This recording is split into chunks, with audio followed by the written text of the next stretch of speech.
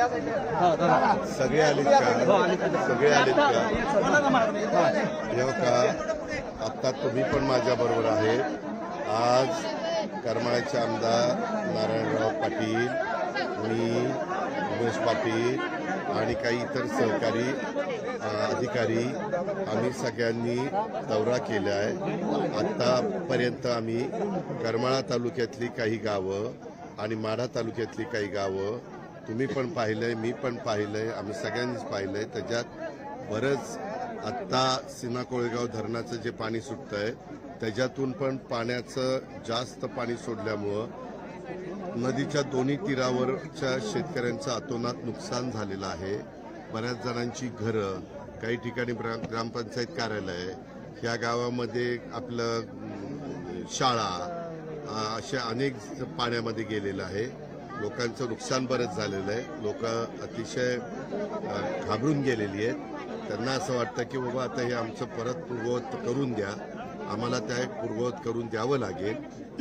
काही ठिकाणी केटीवेअरचं structure audit करावं लागेल, उंची पुलांची वाढवावी लागेल आणि जे पिकांचं नुकसान झालेलं आहे विशेषतः इथं उडीद, त्याच्यानंतर तुमचा कांदा, त्याच्यानंतर ऊस, त्याच्यानंतर तूर आणि मका अशी काही पिकं ह्या भागामध्ये आहेत. त्या पिकांचे पण जे पाण्यामध्ये असलेले पंचनामे करायला लावलेत. जिथं ओढा आणि नाले आणि नदी हे जे काही पाणी वाहून जाण्याच्या बाबी आहेत त्या सगळ्यामध्ये दोन्ही तीरावर पाणी न मावल्यामुळं पाण्याने वाट काढली आणि तिकडं जमीन वाहून गेली. मळशीची किंवा काही मळईची म्हणतात ती मोठ्या प्रमाणावर जमीन नदीच्या कडेची पाण्याचा जोरात प्रवाह असल्यामुळं वाहून गेलेली आहे. आम्हाला नदीकाठच्या भागातलं किंवा जिथं पाण्याने नुकसान झालं अशा ठिकाणी बरंच काम करावं लागणार आहे. आज मुख्यमंत्री पण महाराष्ट्रात काही भागामध्ये दौरे करतायत. माझ्या माहितीप्रमाणे एकनाथराव पण करतायत, मी करतोय, बाकीच्या पण मंत्र्यांना सांगितलेलं आहे. आणि वेगवेगळ्या ठिकाणी लोक थांबवत आहेत, त्यांच्या अडचणी सांगतायत, निवेदनं देत आहेत, त्यांच्या मागण्या करतायत. त्या सगळ्या कशा आपल्याला मार्ग काढता येईल हा मार्ग आम्ही काढू. दादा, ओल्या दुष्काळाची पण मागणी शेतकऱ्याकडून वेगवेगळ्या मागण्या आहेत ना, सरसकटची आहे, आणखीन वेगवेगळी आहे. त्याच्या संदर्भामध्ये अशी नैसर्गिक संकट वेगवेगळ्या काळात वेगवेगळ्या सरकारच्या वेळेस आलेली आहे. एक आम्ही ठरवलेलं आहे की कुठल्याही परिस्थितीत केंद्र सरकारची, राज्य सरकारची मदत घेऊन त्यांना पुन्हा कसं उभं करता येईल आणि पुन्हा अशा प्रकारची पुराची परिस्थिती आली तर त्यांना त्रास होणार नाही अशा ठिकाणी त्यांचं पुनर्वसन करा. दादा, शेतकऱ्यांकडून एक मागणी होती की ऊसाचे काही ठिकाणी पंचनामे देखील होत नाही. हे त्यांनी हे झालं 2 दिवसापूर्वी, 3 दिवसापूर्वी.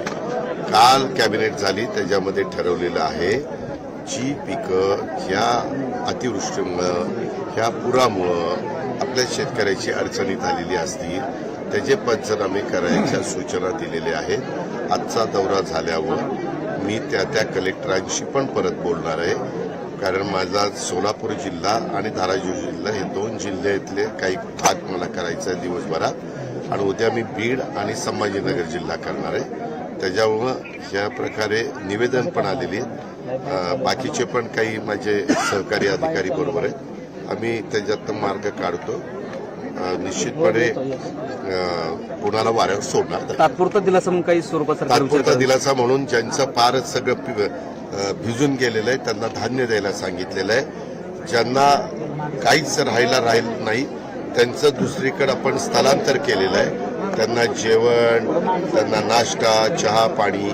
मगाशी पण तुम्ही बघितलं असेल, काहींना कार्यालयात, काहींना शाळेची परिस्थिती चांगली असेल तर शाळेत, अशा सुरक्षित स्थळी आपण हलवलेलं आहे आणि बहुतेकांना ते धान्य वगैरे मिळते. पण काही गावांनी असं सांगितलं की आमच्याकडे कुणीच आलं नाही, तर तिथं मात्र ताबडतोब तहसीलदारला भेट द्यायला सांगितलेलं आहे आणि तिथं धान्याचं वाटप पण करायला सांगितलेलं आहे. आणि काही जणांची जनावरं वाहून गेली, शेळ्या, शेरडं, करडं, तुमच्या गाई, म्हशी, अशा पद्धतीनं कोंबड्या, अशा पद्धतीचं काही काहींचं नुकसान झालंय. काहींनी शिफ्ट केलंय, परंतु ज्यांचं नुकसान झालंय ते मध्ये आपण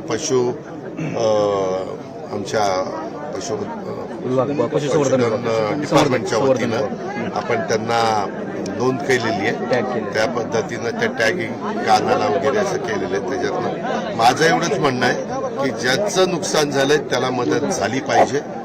फक्त त्याच्यातनं कुठलं गैरफायदा कोणी घेऊ नये. धन्यवाद.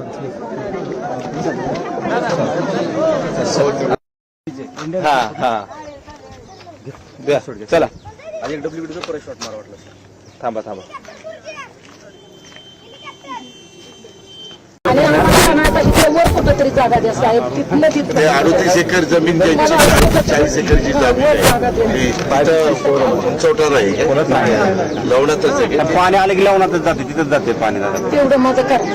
हात जोडून सांगतो. पूरग्रस्त आहे त्यांना दादा. दादा हो यांना आपण अंदाजानं दिलं नाही दादा. आणि काय प्रशासन नाही नाही पोचलं नाही आमचं. नाही हे नाही ह्यांचं नाही त्याचं घर काहीच आहे. सगळं त्याचं धान्य भिजलंय, त्याचं ते वडील पण इथं होते. हे काय आणि आम्हाला इथे वर कुठंतरी जागा द्या साहेब. तिथलं ते तिथलं 38 एकर जमीन द्यायची, 40 एकरची जमीन आहे. उंचवटा नाही लवणातच आहे. पाणी आलं की लावणातच जाते, तिथंच जाते पाणी दादा. तेवढं माझं करा. हात जोडून सांगतो. पूरग्रस्त आहे त्यांना दादा. दादा हो यांना आपण अंदाजानं दिलं नाही दादा. आणि काय प्रशासन नाही नाही पोचलं नाही आमचं. नाही हे नाही ह्यांचं नाही त्याचं घर काहीच आहे. सगळं त्याचं धान्य भिजलंय, त्याचं ते वडील पण इथं होते. हे काय त्याच्यामुळे त्यांना आपल्याला 35 किलो धान्य देऊन टाका ना. तहसीलदार तेवढं एकदा मागच्या 8 दिवसाखाली बी पाणी आलं तर त्यावेळेस धान्य दिले. आताही देतो. मला नाही. आम्हाला काय देते. अहो, त्यावेळेस तुमच्याकडे नव्हतं आलं पाणी. मागच्या वेळेस घरात होतं आलं ते. घरात नव्हतं आलं. मग घरात नाही मला आलं. येडा टाकला होता पण घरात नव्हतं शिरलं. घरात नाही शिवलं म्हणजे धान्य नाही भिजलं. हो धान्य नाही भिजलं. आता धान्य भिजलं. आता आता काय द्यायचं. राहायलाच राहिलं नाही तिथं काय. आता द्यायचं. काहीच राहिलं नाही. घरं अशी मातीवर बांधलेली. PSI आई असो.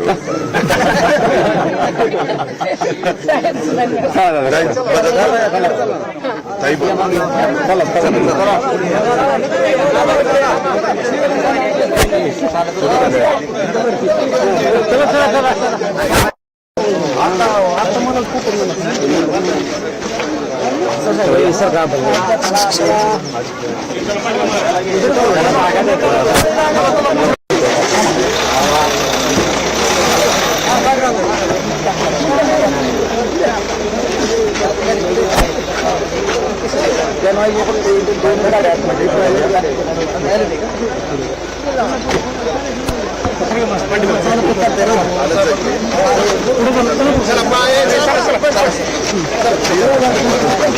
चले बा.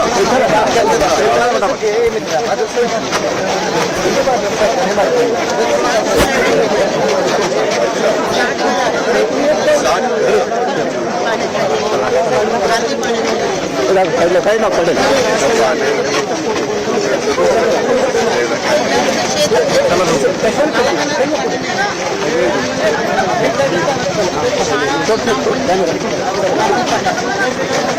शाळा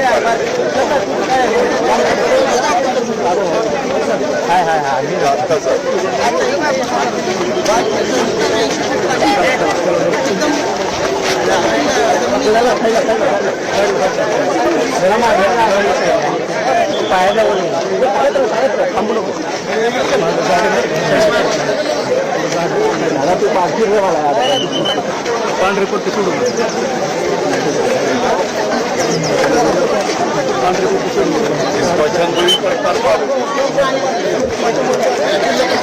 ग्रामपंचायत